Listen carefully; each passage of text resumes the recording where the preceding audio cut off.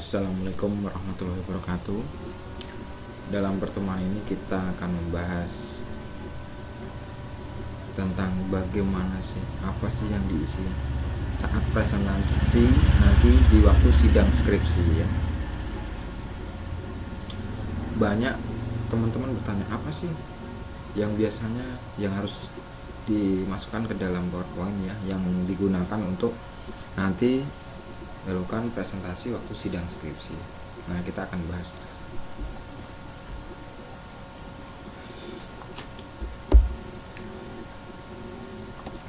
Nah, kemarin kan kita sudah melakukan penginputan data use case yang berjalan, yang diusulkan sampai kelas diagram dan use case lainnya dalam part-part sebelumnya. Nah, nanti teman-teman bisa masukkan di dalam sini, tapi tidak semua. Nah, nanti di sini ada urutannya. Yang pertama, nah di sini untuk halaman pertama ya, nama kampus dan logo kampus itu pasti ya, perkenalan biasa, judul skripsinya apa dan nama mahasiswanya siapa gitu kan. Jadi perkenalan, pembukaan.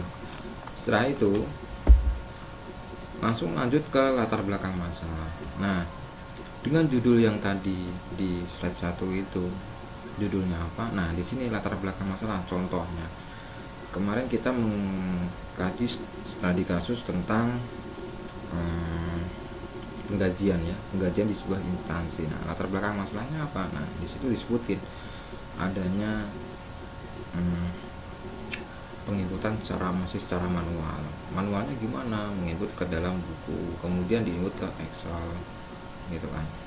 Atau bisa jadi pendataannya masih kurang efisien ya kan, karena semuanya masih dalam bentuk tulisan tangan atau inputan-inputan yang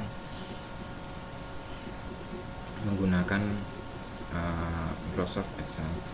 Jadi kalau datanya semakin banyak, ketika datanya semakin banyak, soal di instansi atau di PT itu penggajian itu nggak cuman 1, 2 sampai 10 orang, bisa sampai 1000 orang ya kan, mempunyai karyawan 1000 semua instansi tersebut kan. Datanya banyak gitu kan, nggak mungkin akan diinputin, dalam arti datanya kita akan searching satu persatu menggunakan Excel atau menggunakan penginputan secara manual gitu. Jadi perlunya menggunakan sistem ini. Jadi kalau kesah dari admin waktu datang ke sebuah instansi adalah penginputannya masih secara manual. Jadi ketika banyak terjadi kehilangan data, penyimpan database belum secara terkomputerisasi gitu ya. Jadi si admin bingung melihat penggajian setiap karyawan itu di bulan lalu atau di bulan apa, itu susah gitu kan, karena ya emang masih manual gitu kan.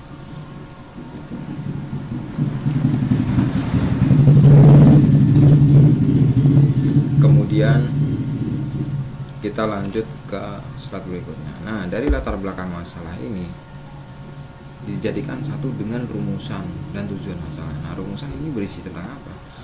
Rumusan adalah pertanyaan dari latar belakang masalah ya. Bagaimana membuat sistem ini ya kan. Terus tujuan ini adalah jawaban dari rumusan masalah ini. Ya, rumusan adalah pertanyaan dari latar belakang masalah, dari latar belakang masalah yang terjadi. Tujuan adalah jawaban dari sebuah rumusan masalah gitu. Ini biasanya ada di bab 1. Kemudian batasan masalah. Nah, urutannya habis latar belakang, rumusan dan tujuan, kemudian batasan masalah. Kenapa batasan masalah dimasukkan? Karena batasan masalah nanti akan membahas ya, akan membahas tentang sampai di mana sistem ini akan dibahas gitu. Jadi jadiin batasan. Ketika hanya membahas tentang penggajian dan pinjaman, di luar itu tidak dibahas gitu.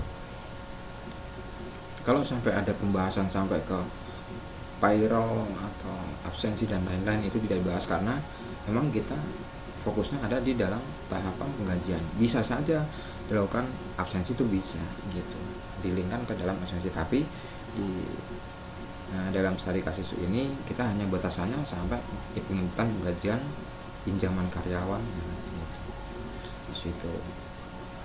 Jadi masalah-masalah yang terjadi sering adanya bingung untuk pinjaman karyawan yang kemarin udah dibayar berapa atau yang belum dibayar berapa kan, jadi miss gitu. Karena kalau sudah masuk ke uang itu adalah suatu yang gimana ya, jadi sensitif ya, jadi makanya dibikinlah sistem ini. Kemudian lanjut ke tahap metode ya, ke tahapan metode gitu. Nah, tahapan metode sesuai dengan part pertama kita yang sudah kita bahas di sini, menggunakan metode apa nih? Nah, sistem ini ya nanti akan menggunakan metode apa. Nah, kita kan kemarin sudah kita bahas di part 1 ya. Dimulai dari tahap analisis, datang ke perusahaan ya, kemudian tahap desain dan menggambarkan dengan UML, use case activity sequence. Kemudian implementasi adalah pembuatan program, kemudian di testing programnya ya, kemudian ditampilkan ke klien dan dicoba oleh klien development, kemudian di maintenance ya gitu.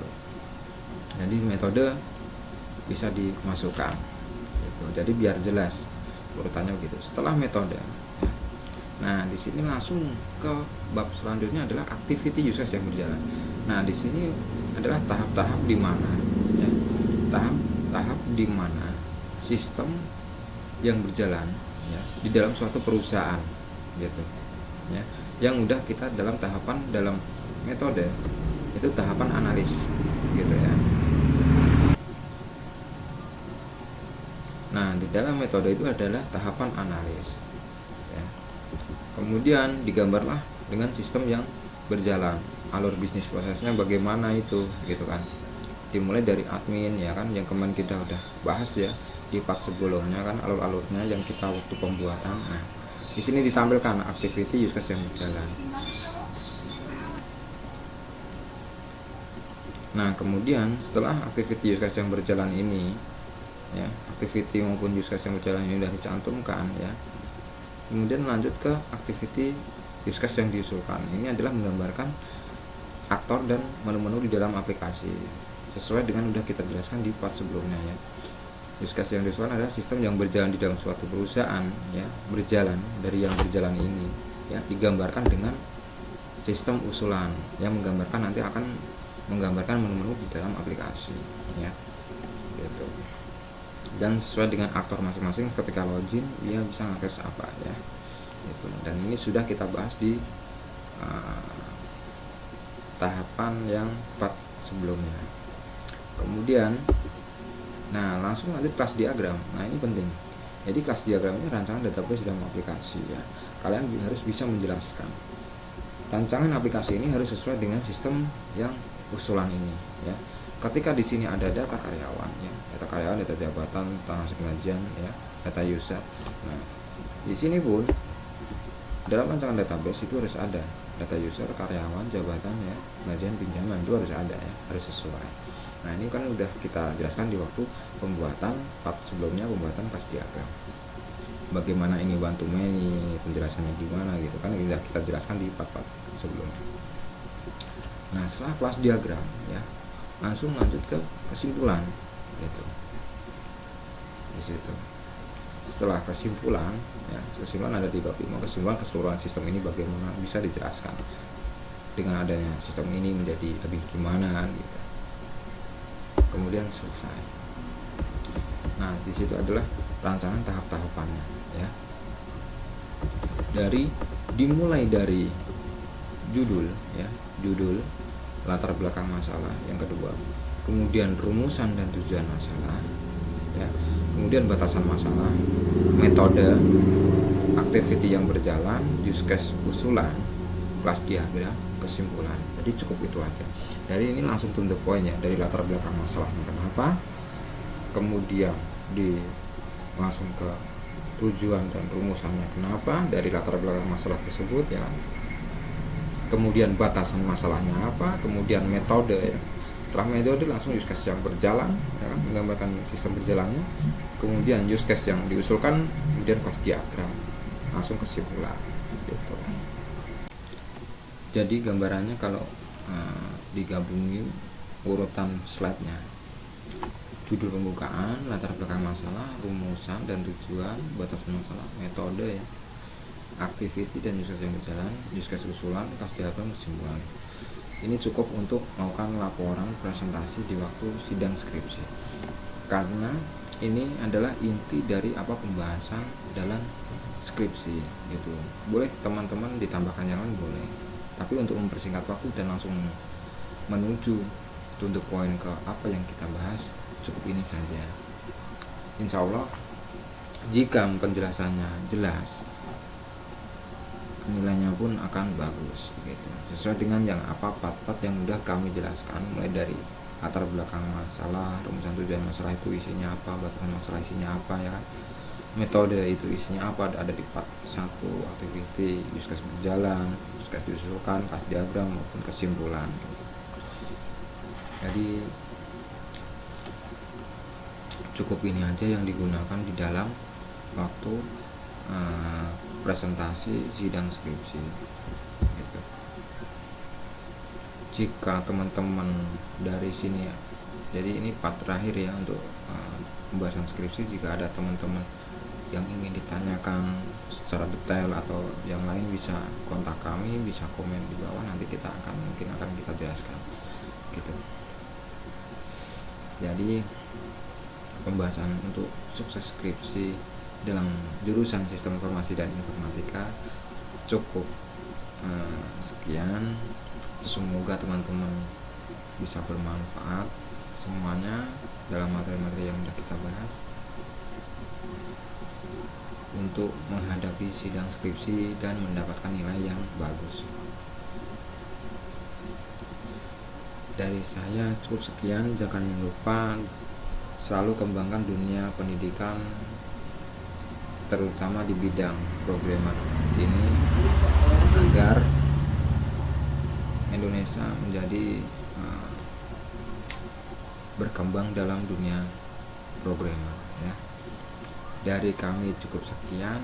Bila taufik wa hidayah. Wassalamualaikum warahmatullahi wabarakatuh.